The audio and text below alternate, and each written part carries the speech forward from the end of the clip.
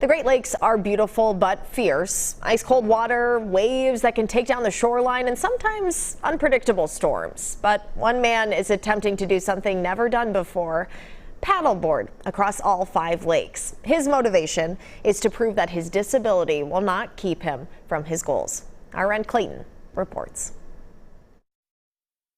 When Mike Shoreman was diagnosed with Ramsay-Hunt syndrome in 2018, his heart sank. After I received the diagnosis, I stood in an ENT doctor's office with my dad, and I remember I just had tears streaming down my face, and he said, "Your paddleboarding's done. You're never going to paddleboard again."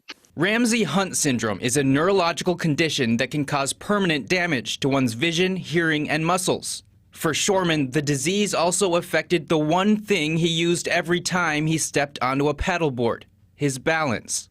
For me, when I turn my head from side to side or up and down, I get very dizzy. It's like a carousel inside my head.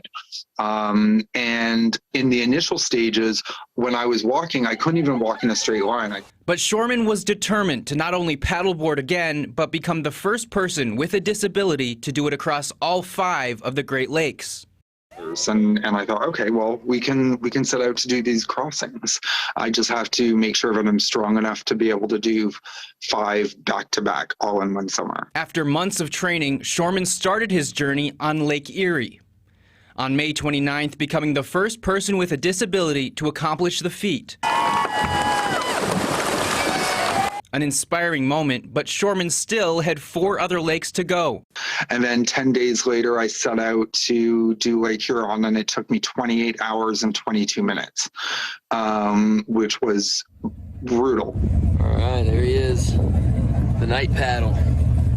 Now, Shoreman will take on Lake Superior, a task he and his team are prepared for. We've got first aid trainers on the boat. We've got people who know what my nutrition and what my diet's going to be like. It's all part of a monumental journey, one he hopes can inspire people far beyond the Great Lakes. People with disabilities are capable of achieving things when people believe in them.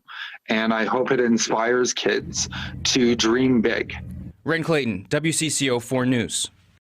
That is inspiring, isn't it? Right now, Shoreman's plan is to begin his Lake Superior attempt on Tuesday. He'll be starting in Wisconsin and ending in Minnesota. His message to the Great Lake before he gets started here: play nice with me, please.